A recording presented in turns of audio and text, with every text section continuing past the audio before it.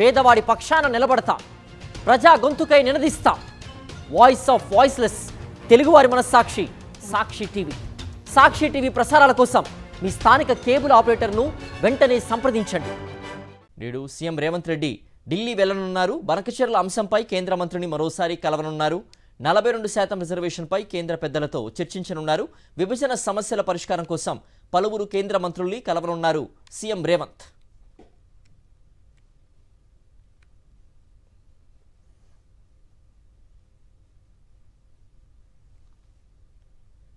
నేడు సీఎం రేవంత్ రెడ్డి ఢిల్లీ వెళ్లనున్నారు. బనకచెర్ల అంశంపై కేంద్ర మంత్రిని మరోసారి కలవనున్నారు.